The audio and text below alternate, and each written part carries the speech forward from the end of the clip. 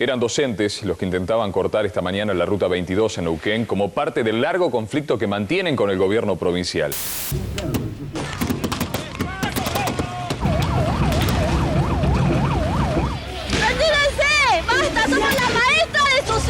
Hubo una cacería de la policía hacia los trabajadores. Realmente repudiable el hecho de la política de Jorge Marzovic.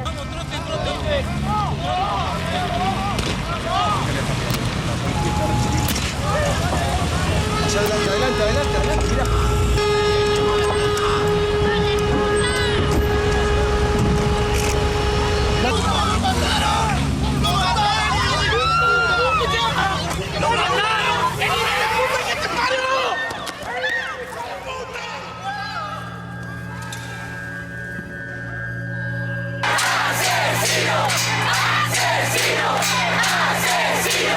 Y era un docente porque enseñaba química, enseñaba física, pero enseñaba dignidad.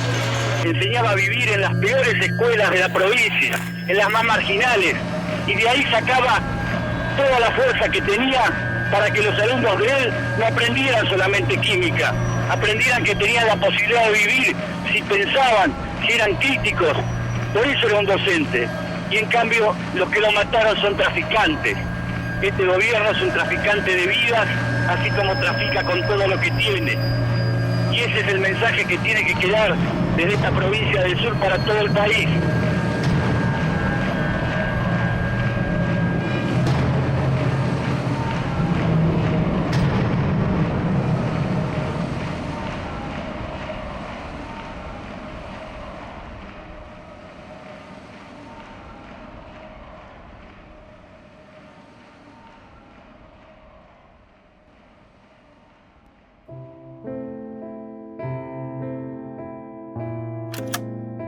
Los sueldos de un trabajador rural era muy poco, ¿no? Entonces se hacía bastante esfuerzo a nivel, toda la familia, digamos, hacía un esfuerzo económico importante, digamos, para poder pasar el mes, ¿no?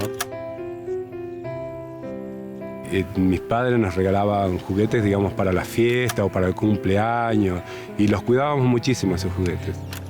Nos hacíamos nuestros propios barriletes, ¿no? Lo mismo que usamos para pescar, lo usamos para jugar con los barriletes. Entonces había que cuidarlo doble sentido, porque si no nos quedábamos sin pescar y sin remontar los barriletes.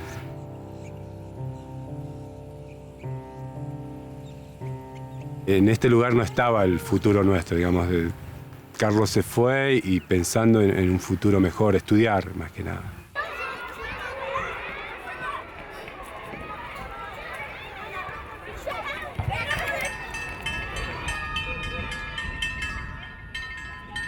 Entonces uno sabía que dentro del grupo, Carlos, sus hermanos, tenían sus cualidades especiales.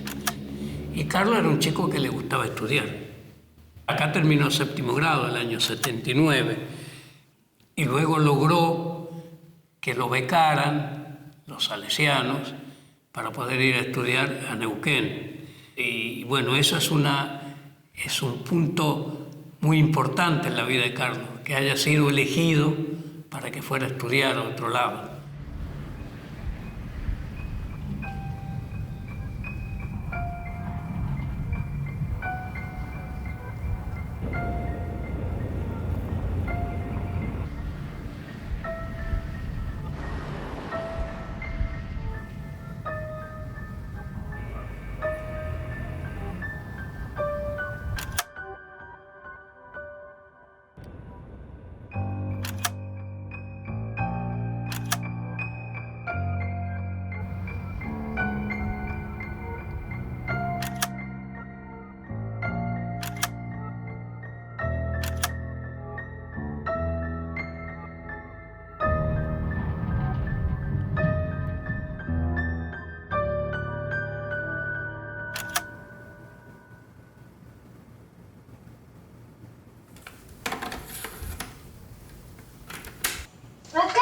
Ahí está. Una hamburguesa. La de hamburguesa. La de hamburguesa. Ay, hamburguesa. Ah, ¿verdad?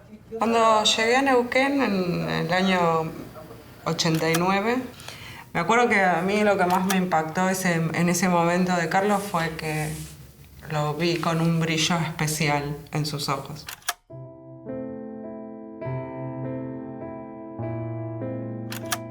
Hubo un momento de acercamiento nuestro que fue en un bar que existía, que se llamaba La Tasca.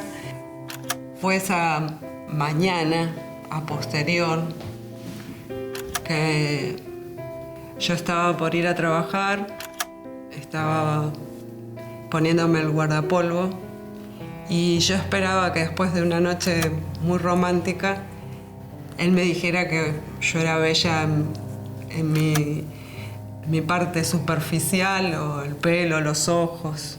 Y él me dijo, lo que más me gusta de vos es que sos maestra.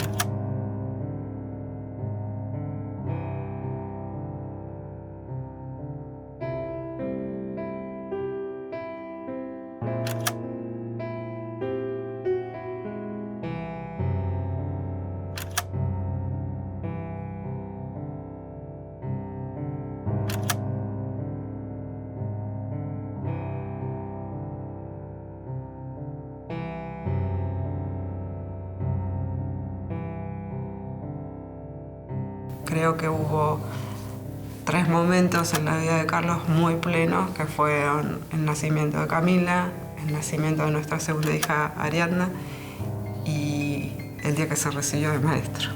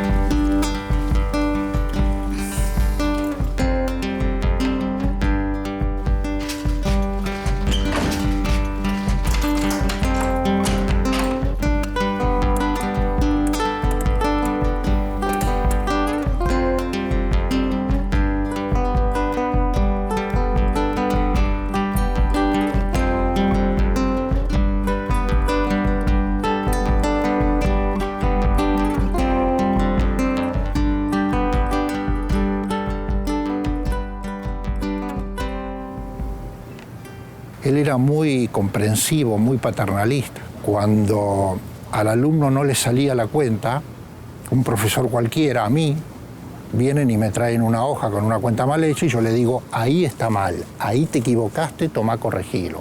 Fuentealba, ¿qué hacía? Agarraba la hoja, ponía la hoja en el banco, sentaba al chico al lado de él y le decía, vamos a ver en qué nos equivocamos, vamos a ver por qué este ejercicio no nos dio. Del CEPEN 69, por voto unánime, el rey es Carlos Morales.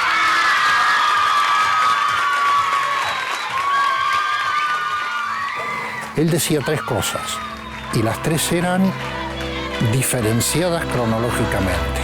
La gente tiene, en primer lugar, que instruirse.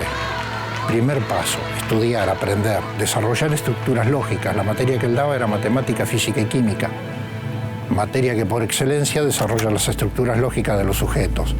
El segundo paso era la comprensión de la realidad y de la concientización de que uno pertenece a una clase social determinada y que esa clase social es antagónica con los intereses de la otra clase social, de la clase alta.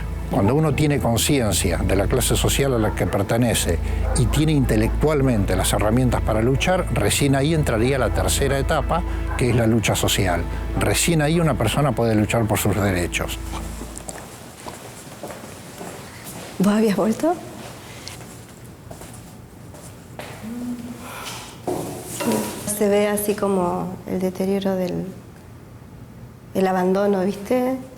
Con Carlos Fuentealba teníamos física y Química. todos los otros, química y todos los otros profesores. Sí. Y el año anterior tuvimos en el aula ante matemática con Fuentealba. Que en realidad nosotros siempre le dijimos el profe. Yo la verdad que mucho Fuentealba no le decía. El profe. Teníamos profesores que venían un día y después se iban porque primero no sabían a dónde quedaba el CEPEN 69 y no sabían que vivía gente en las condiciones que ellos veían alrededor. Estaban los otros profesores que se quedaban, pero con una mirada muy acotada, diría yo, de la realidad, o totalmente insensible, donde nos hacían trabajos áulicos muy alejados de nuestra realidad. Estábamos recién peleando tener agua o tener luz en nuestra casa o ponerle algo a la olla. Fue una de las cosas que más nos marcó, esto de que nos estuvo diciendo todo el tiempo: a ver, chicas, ustedes qué es lo que quieren, miren por la ventana. Eran todas casillas de madera. ¿Qué es lo que esperamos? Queremos que esto cambie, queremos mejores condiciones para todos. Este es el lugar donde hay que comenzar. Es acá donde ustedes tienen que arrancar. En una oportunidad, el profe nos da un trabajo práctico, evaluativo, y significaba el cierre de nota. Yo en ese momento si bien tenía la bebé, también tenía adolescentes, dos nenas adolescentes que uno intenta darle el ejemplo. Y entonces quería pasar ese trabajo práctico y tener buenas notas. Cuando intenté hacerlo, no lo entendía, para mí era chino básico. Internamente pensé: abandono, ya está, ya esto no es para mí. Seguiré mi casa como pueda. Y me fui a mi banco, yo me sentaba al fondo, me fui al banco, preparé mis cosas y me estaba yendo. Y con mucha firmeza me dice: a ver, siéntese, vamos a ver este trabajo. Usted acá no es que no puede, si usted se lo propone, usted lo puede hacer. Y empezó a involucrarme él, yo sin darme cuenta, en el trabajo, y en un momento me encontré con que ya lo estaba haciendo yo. Él creyó en mí, yo no creía en mí, él sí lo creía y me hizo verlo. Nos empujaba y nos daba aliento de que podíamos proyectar, incluso, y podíamos soñar, nos permitía soñar, cosa que uno a veces en lo cotidiano se va olvidando. Y entonces soñé, ¿por qué no hacer una carrera? ¿Y por qué no la de docencia? Y hoy me encuentro haciendo la mitad de la carrera, me faltan 2 años, pero ¿por qué no yo ser mañana un docente?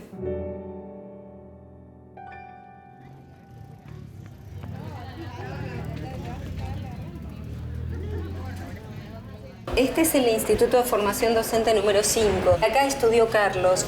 Por eso, en un momento, hicimos un acto, un homenaje, y hay una placa. Tenía un 5º grado con chicos de mucha sobredad. Y él estaba como genuinamente preocupado por los pibes, pero como hablaba de ellos con muchísimo afecto, con muchísima naturalidad. Pero a mí me impacta su claridad pedagógica. Él era un tipo que tenía muy claro su rol como docente, ¿sí? Su función docente. A él le interesaba que los pibes aprendieran. No es que solo los contenía, les daba afecto. Él quería que los chicos, te digo más, no solo que aprendieran, sino que les gustara aprender.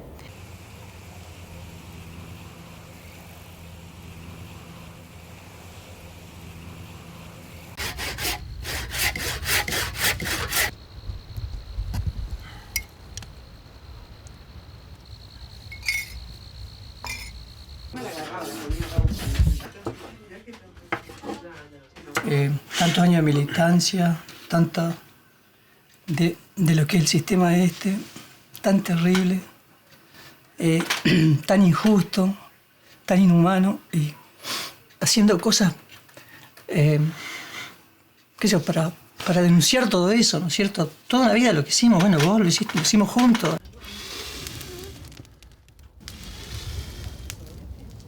Carlos empieza a ver los periódicos que llegaban, porque bueno, como todo militante, el que conoce el MAS sabe que en aquella época era militancia con el periódico en la mano, ¿viste? Ofreciendo el periódico y todo. Carlos leía mucho y era muy crítico de todo. No era fácil convencerlo de algunas ideas, si no lo leía, si no la cuestionaba, si no la discutía. Y él de a poco fue acercándose, se acercó, y bueno, después, una vez que él estuvo convencido, fue un militante, de esos militantes que necesita cualquier organización. Carlos fue una persona que tomó decisiones por sí mismo, con absoluta seguridad, siempre. Pero ve, por cosas que vería en la actividad de su pareja, que era muy interesante tomar ese camino. Pero absolutamente convencido de eso, ¿no? De que era una causa muy noble. Y seguramente a través de eso, él podría llegar a contribuir a mejorar la situación de otras personas, que fue, digamos, como una vocación que él tuvo, ¿no?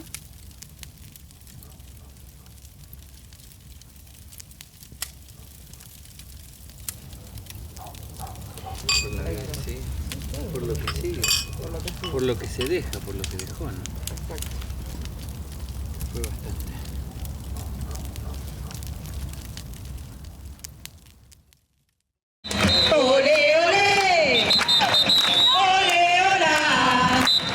Si no hay aumento, aumento ya. A la provincia se la vamos a parar. El conflicto del 2007 se llega después de 17 años de salarios congelados, un pequeño aumento salarial y con algunas reivindicaciones en el año anterior, en el 2006, pero un gobierno al cual le habíamos pedido 70 veces, no nosotros, sino las distintas conducciones de ATEN, más de 70 pedidos de audiencia y que no había recibido a la organización. La situación afecta notablemente a toda la sociedad, perjudicando no solo el interés de las partes, sino más aún afectando a terceros.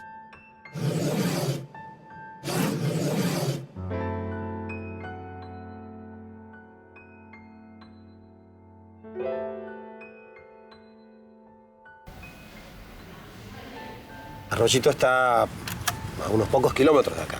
O sea, en este lugar, que es la seccional de nuestra organización, era donde confluyeron todas las seccionales que estaban convocadas. Y bueno, obviamente acá donde nos reunimos previamente a eso, ¿no?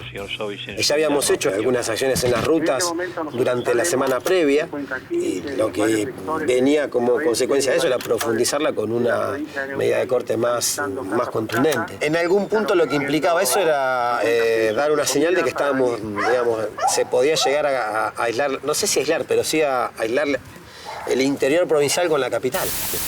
Si Neuquén fuera un país, sería una potencia mundial. Siendo gobernador, actué como presidente. Por eso la provincia tiene la tasa delictiva más baja del país y el plan de seguridad modelo en Latinoamérica. Lo hice por Neuquén. Lo voy a hacer por Argentina. Estoy 100% preparado. Sobi estaba muy centrado en sí mismo, en que él era candidato a presidente y le había prometido a la sociedad que él sabía cómo parar las protestas sociales. Aquí estamos, los trabajadores de la educación, reclamando y exigiendo un salario que nos permita vivir con dignidad. Siempre nosotros habíamos hecho la idea, por lo menos, de que la policía con los docentes no reprimía de la misma manera que con otros trabajadores. Tal vez porque los docentes éramos los maestros de sus hijos, o porque sus esposas eran maestras. Permanentemente, históricamente, antes de la represión siempre hubo una instancia de negociación que de las dos partes intentaban evitar la represión.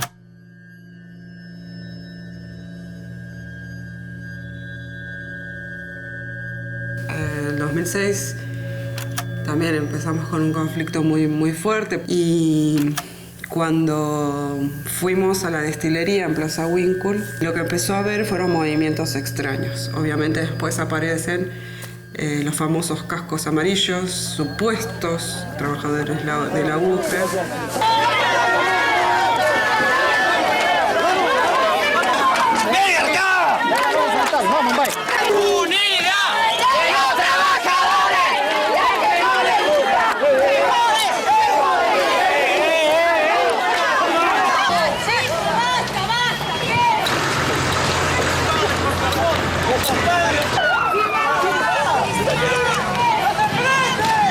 La policía no intervenía, y que esa no intervención de la policía significó la represión a los docentes.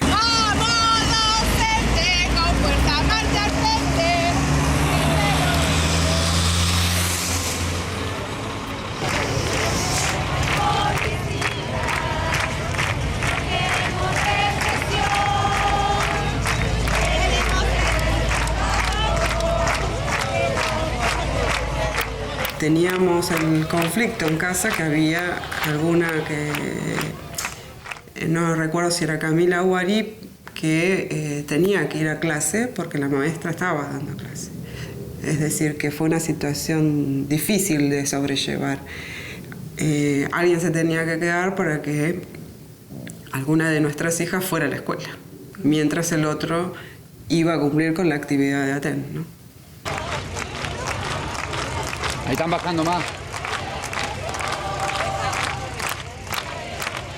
No hay problema que corten el puente de Carancho, pero acá no. Tengo directivas claras y 5 minutos. Nosotros tenemos una breve conversación con el jefe del grupo que estaba ahí, el comisario Rizafri. Nos dice, tienen 5 minutos para irse. Yo le planteo que nosotros necesitábamos organizarnos, que éramos muchos, que nos den unos minutos para hablar con los compañeros. Cuando me doy vuelta, no habrán pasado 2 minutos que tiran la primera granada de gas lacrimógeno.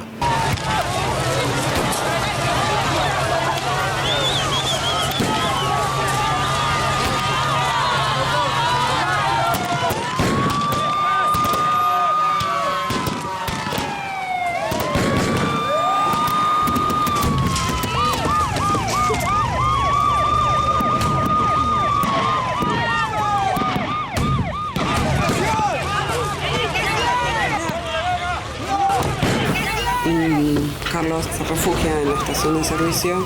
Yo hablo con él y digo, ¿qué está pasando, Carlos? No, ahora tiraron gases y nos refugiamos acá. Cuando llegamos acá pensamos que este era un lugar seguro.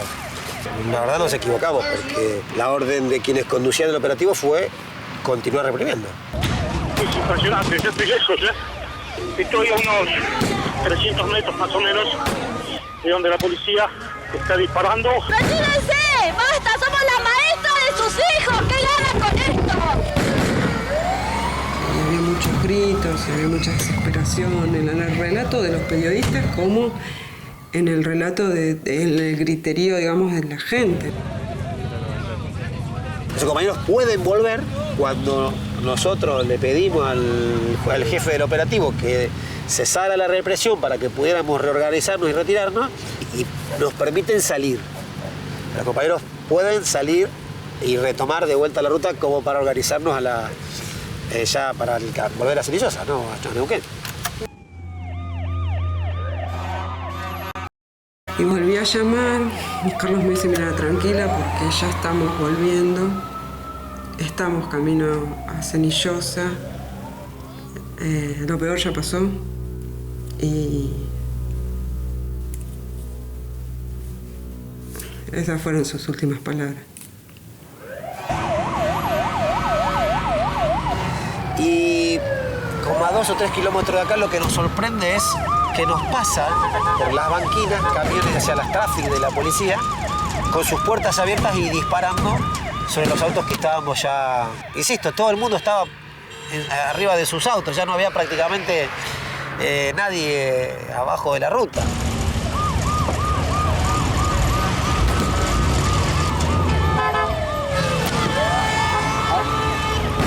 Adelante, mirá.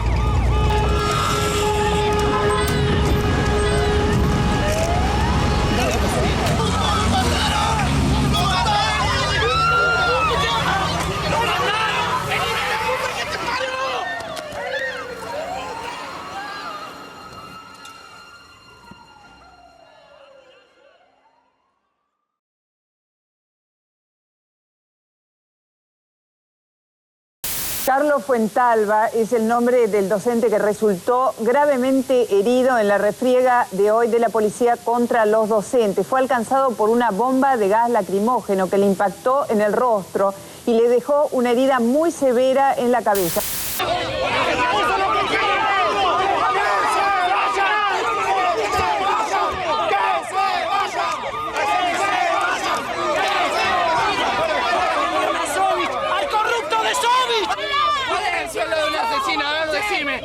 Se lo reclama a la señora. ¡Te mataron a alguien! ¿Estás contento?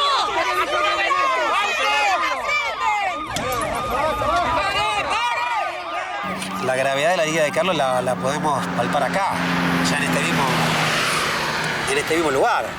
Entonces, lo primero que resolvemos es retirarnos, volver a Cerillosa. En Cerillosa se hace un plenario con las seccionales que estaban en este lugar, porque había otras que estaban en Bañelo, que recién se estaban enterando. El principio era reagruparnos y marchar hacia la Casa de Gobierno, que fue lo que se hizo, ¿no?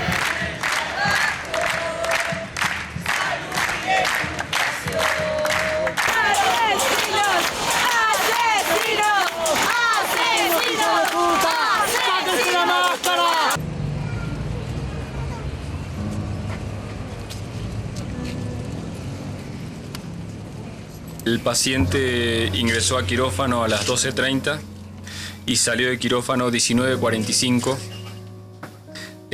pasando a terapia intensiva. Los informes, bueno, con los médicos fue muy difícil. Casi que le pedía por favor que me dijeran otra cosa de lo que me decían. Yo lo vi en un momento salir de la guardia a Carlos y le hablé.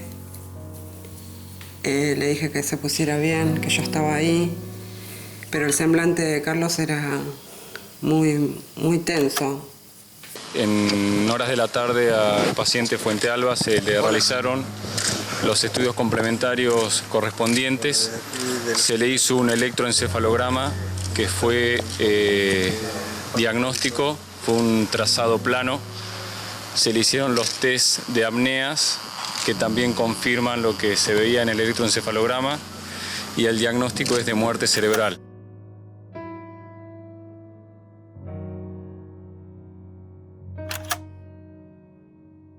Y bueno, cuando yo lo volví a ver después de que le habían intervenido, supe que en realidad Carlos ya había ingresado al hospital muerto, porque el semblante era el mismo.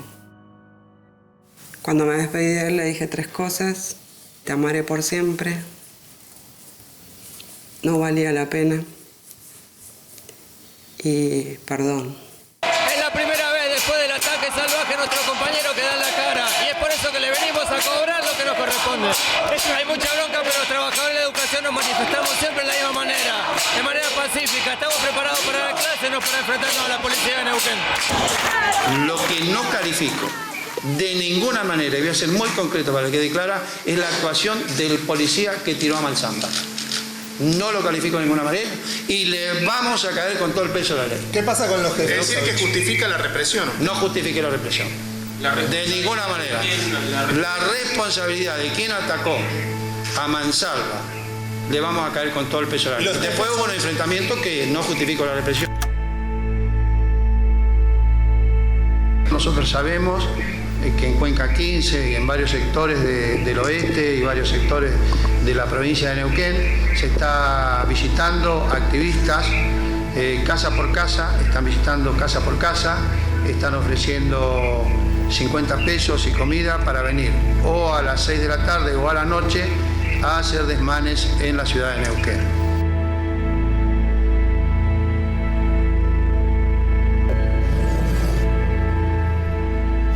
Yo no sabía bien todo lo que pasaba afuera, tampoco me interesaba mucho. Pensaba cómo iba a volver a casa. Una de las noches me puse a leer algunas de las cartas que habían mandado de muchas provincias, que escribían los chicos, cartas que llegaban de todos los puntos del país. En esas cartas los chicos hablaban de lo que les parecía mal y del dolor que les había provocado eso. Entonces tuve un pensamiento, ¿quiénes estaban todos los días con Carlos? Y mis hijas. ¿Y quiénes son los segundos que estaban todo el tiempo con Carlos? Y pensé en los alumnos. Soy señales de vida como naciendo. Horacio, el médico del barrio, me contó que en el 69 los chicos estaban sufriendo desconsoladamente. Yo le digo que no entendía lo que pasaba, que me diera alguna explicación a nivel de lo espiritual. Y él me decía que Carlos se iba a multiplicar.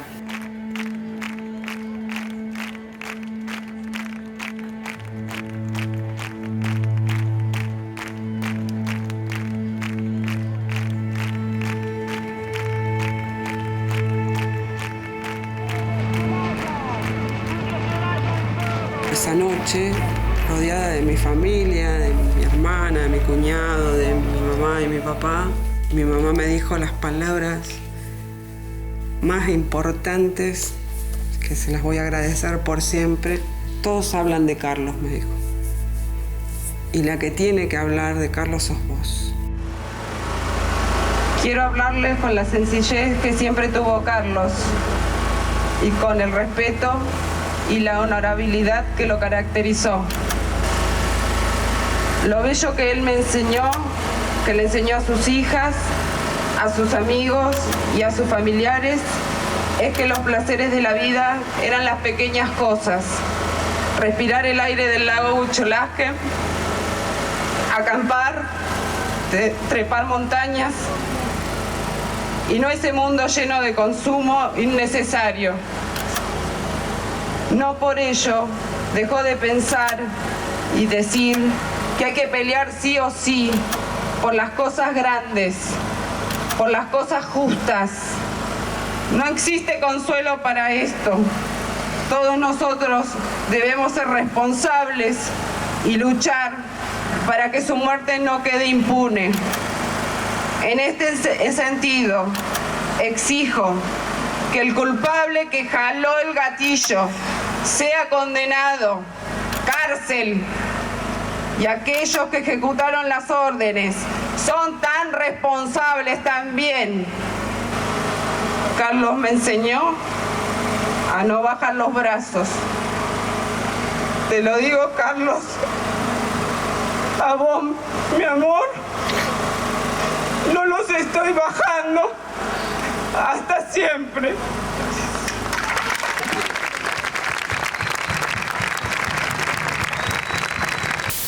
Pasada la medianoche, el campamento frente a Casa de Gobierno comenzó a levantarse.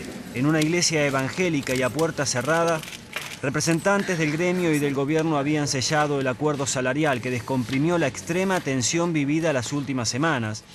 Un acuerdo celebrado con mucha moderación por ambas partes. Nosotros creemos que se ha dado un paso muy importante. Acá hay 1.400 compañeros a planta permanente, hay cuestión jubilatoria, una recomposición salarial que reacomoda cuestiones que venían reclamándose hace mucho tiempo. Obviamente esto no cubre toda la demanda de la organización, ¿no? Seguimos exigiendo el juicio y castigo a los culpables, seguimos exigiendo la renuncia al gobernador, porque seguimos reclamando que se haga justicia con el compañero Fuente Alba y en realidad con todos los trabajadores.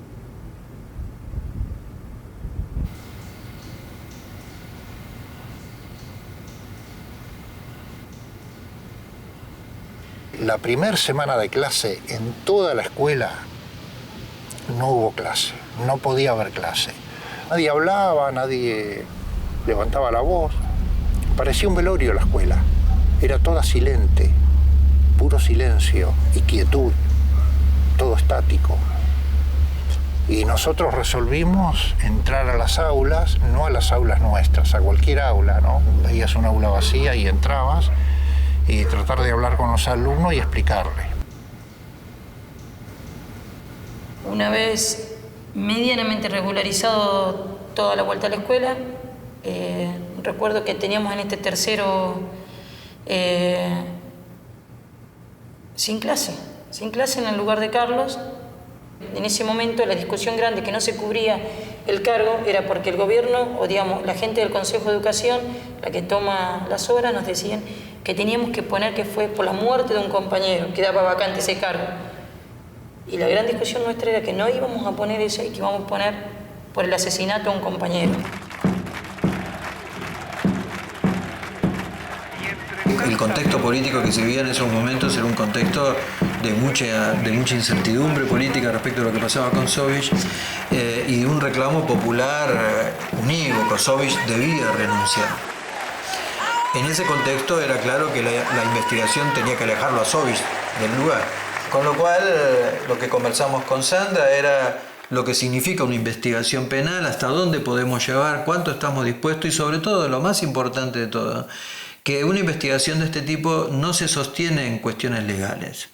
Esto se sostiene en un acompañamiento político a las decisiones legales que se toman. 100% de adhesión al paro docente. miles y miles, innumerables firmas al petitorio y miles de docentes movilizados en Capital y en todo el país. En la primera parte de la causa que se refiere a Darío Poblete, mi abogado no pudo presentar las pericias de parte de la querella. Solamente han sido consideradas las del fiscal Trincheri. Nosotros estamos pidiendo que en la segunda parte de la causa, que tiene que ver con la participación dolosa que tuvieron los oficiales de policía, como el jefe de seguridad y por supuesto la orden política que fue dada en el momento. La causa Fuente Alba 1 y la Fuente Alba 2 implicaba dos tipos de responsabilidades. Obviamente nosotros no queríamos que esas causas se separaran, esa fue una de las luchas que mantuvimos, aparte de la campaña de adhesiones y de firmas que llevamos al Congreso de la Nación.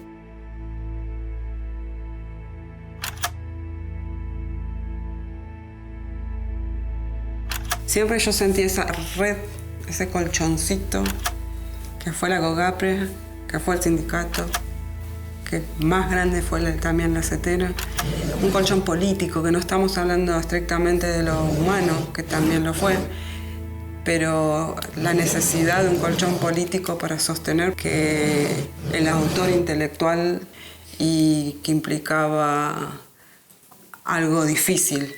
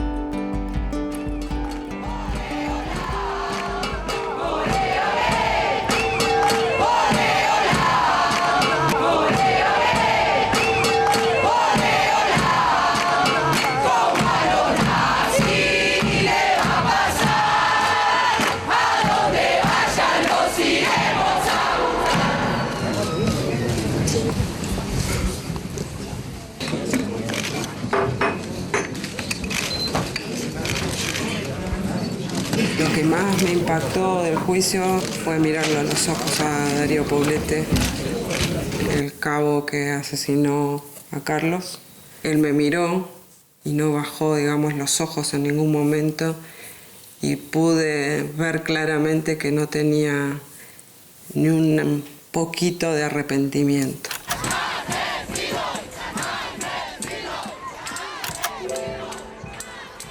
La cúpula policial hasta Sovich era una cúpula policial de carrera.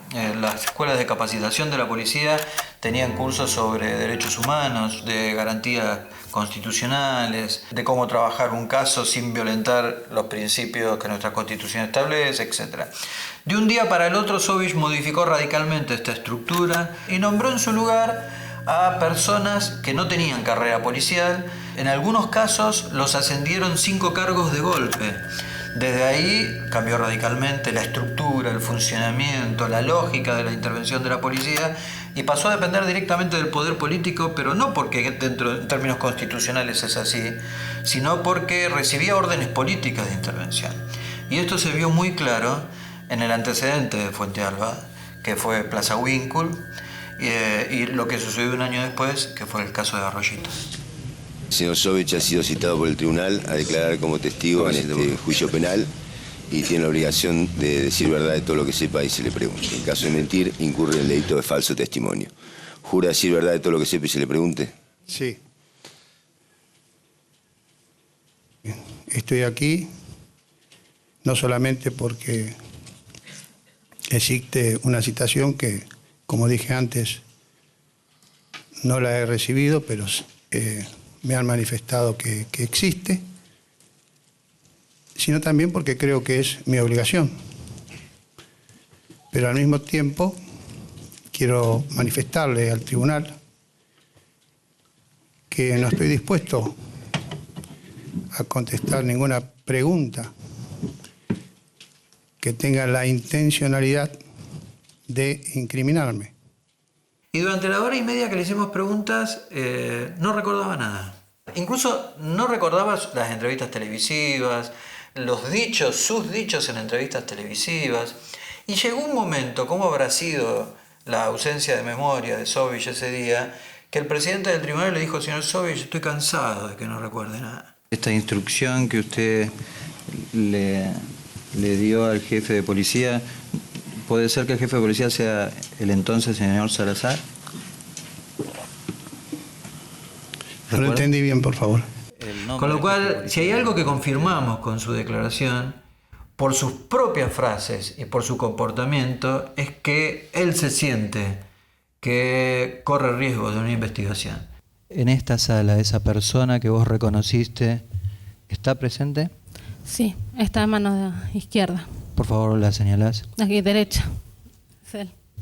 La evidencia central que había contra Poblete era el reconocimiento de una testigo, era la que lo vio en la fila de policías y lo reconoció como el que había visto antes disparar y lo señaló desde un principio.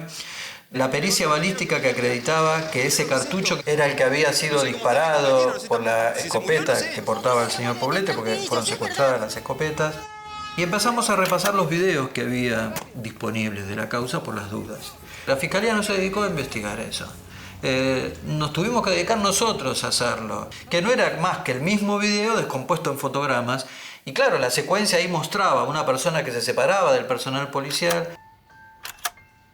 que se colocaba en posición de disparo, que efectuaba el disparo, incluso se ve hasta el humo del disparo, y después se va viendo fotograma por fotograma cómo esa persona regresa a la fila de policías. Eso fue la evidencia que terminó de convencer a los jueces acerca de la responsabilidad de Poblete. La Cámara en lo criminal primera por mayoría falla. Primero, condenando a José Darío Poblete de circunstancias personales relacionadas en el exordio, como autor penalmente responsable del delito de homicidio calificado para haber sido cometido por un miembro integrante de las fuerzas policiales abusando de su función. La sensación, una sensación de justicia, pero de justicia incompleta, ¿no?, que es la misma que tenemos hoy. Sensación amarga porque creemos, estamos seguros, estamos convencidos que Sovich tomó la decisión. Y nos parece que nos alejamos mucho del sentido republicano y de un Estado democrático de derecho si permitimos que los gobernantes tomen estas decisiones y luego ni siquiera, porque sean Sovich, no tengan, mejor dicho, el privilegio de no rendir cuentas frente a la sociedad.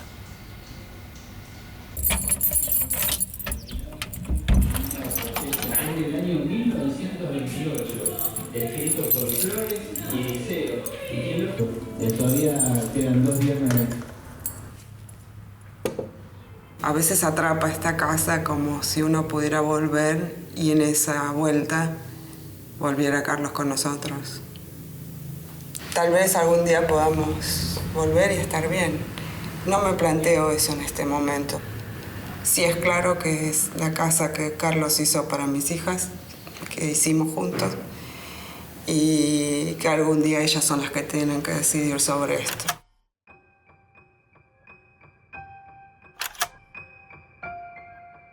Y ojalá, bueno, de alguna forma podamos mejorar, que era lo que quería Carlos, terminar toda la parte del fondo de esta casa, que tiene un garage muy grande, donde él había pensado en hacer la parte de abajo un taller para él y arriba un taller muy luminoso para mí, para que yo pintara, ¿no?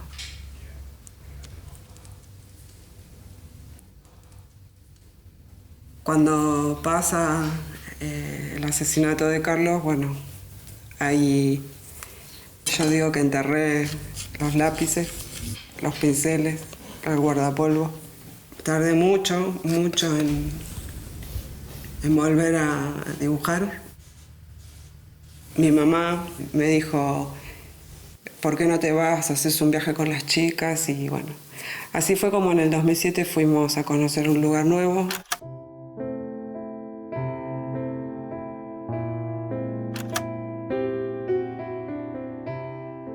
Y Me acuerdo que en una de las caminatas cerca del río Iguazú salimos a caminar con Ari y una invasión de mariposas.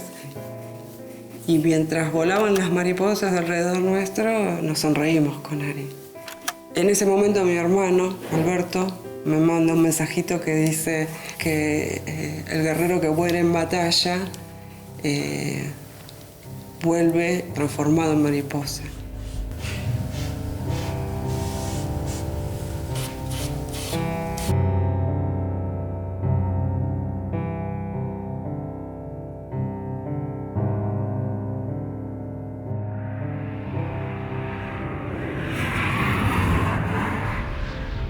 El nombre de Carlos empieza a correr, primero porque fueron el maestro que asesinaron, segundo por el pedido de justicia, pero también viene como un tercer legado el tipo de educación que él pretendía. El qué enseñar, para qué enseñar y al servicio de quién enseñar. Entonces había hecho de la educación una manera de descubrir el mundo y poder hacer que los chicos descubrieran el mundo y pudieran encontrar su lugar en el mundo, como él lo había vivido. Lo que no califico de ninguna manera, y voy a ser muy concreto para que quede clara, es la actuación del policía que tiró a Malzamba. No lo califico de ninguna manera y le vamos a caer con todo el peso de la ley. El hecho de que este hombre haya salido en forma a cara descubierta, a plena luz del día y todo eso, nos hace sospechar que ha sido más de una vez este poder político, este poder judicial, que no investiga las responsabilidades políticas de la corporación policial, de esos que fueron los que ocultaron a Poblete antes del disparo, de los que ocultaron a Poblete después del disparo, que contribuyeron al accionar de Poblete, que es la causa Fuente Alba 2. Esos mismos son los que hoy están dejando libre a Poblete salir de un lado para otro. Uno de los psicólogos que se acercó a ayudarme en esta situación me dijo: Sandra lucha de día y duele de noche. Y en ese doler de noche buscaba cosas de Carlos, ¿no? Y entre esas cosas apareció esta libretita, ¿no? Lo raro es que él escribía muchas cosas pero no las titulaba. Este sí está titulado.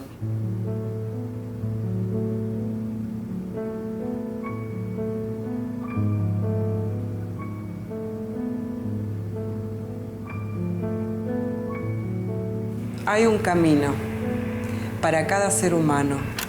No somos todos iguales. Hay que transitarlo con mucha confianza y respetando el camino del que está al lado. Sin egoísmo, humildemente, sencillamente. Hacer o no hacer, pero enfrentarlo todo. Analizándolo, escuchando, criticando, pero estar. Ser uno, pisar la tierra de nuestro camino, saborearla, catarla, beberla, chuparle el tuétano a la vida, sin miedo, sin egoísmo, no pensar si sale bien o mal.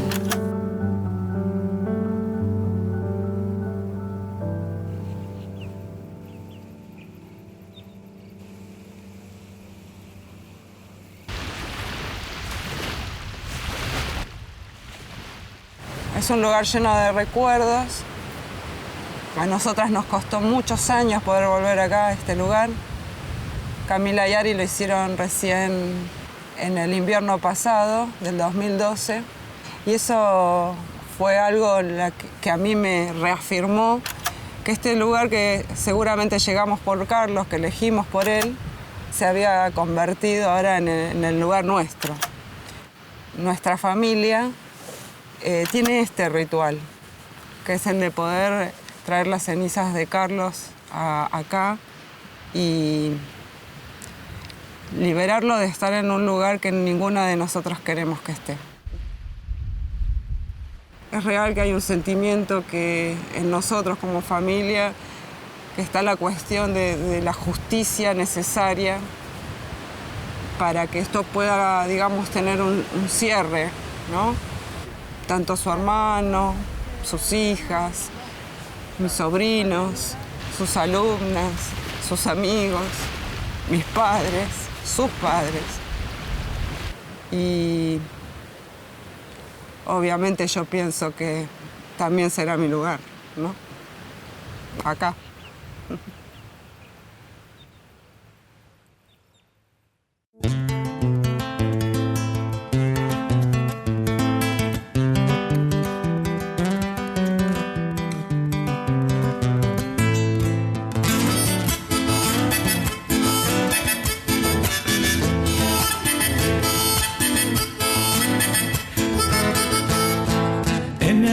Los arrayanes se levantan hasta el cielo, la nieve se vuelve sangre que mataron a un maestro.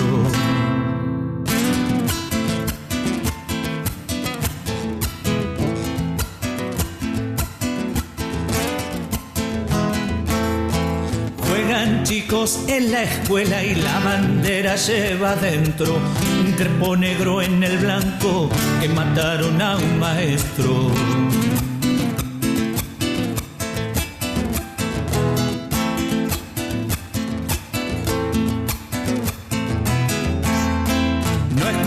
De lamentarse, no me sirve el Padre Nuestro, que se grabe en la memoria que mataron a un maestro. Fuente de agua y de la tiza, una fuente de esperanza, vos que enseñabas la vida, te mataron Fuente Alba.